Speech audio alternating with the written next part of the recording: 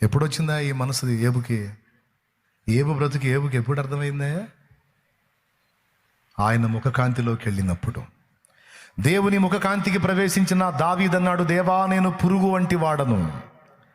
దేవుని ముఖకాంతిని సమీపించిన యాకే కుమారుడైన ఆగూరు, దేవోక్తులు పలికి ఆగూరు అన్నాడు, మనుష్యులలో నిజముగా నా వంటి పశుప్రాయుడు లేడు, పరిశుద్ధ దేవుని గూర్చిన జ్ఞానము నాకు లేదు అన్నాడు. దేవోక్తులను పలికే ఆగూరు నేను పశుప్రాయుడును అని గుర్తుపట్టాడు. దేవుని ముఖకాంతికి సమీపించిన అబ్రహాం అన్నాడు, దేవా ధూళిని బూడిదను అన్నాడు.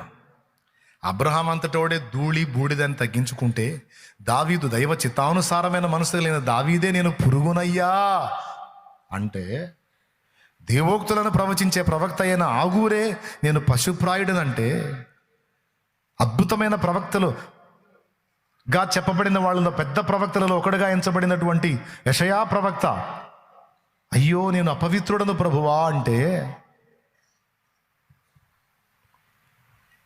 క్రొత్త నిబంధన సంఘంలో అనేక పత్రికలు రాసిన పరిశుద్ధ పౌలు సైతం నేను పాపులలో ప్రధాన పాపిని అంటే, నువ్వు నేనెక్కడమ్మా? నువ్వు నేనెక్కడా? తిమోతి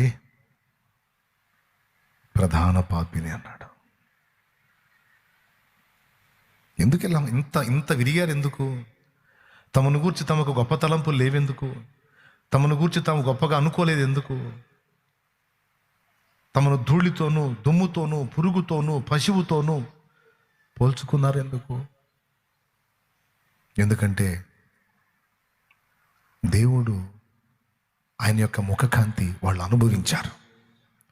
ఈరోజు చెప్తున్నాను బిడ్డ, నీకైనా నాకైనా దేవుని ముఖకాంతిలోనే మన బతుకులు మనకు తేటబోతాయి.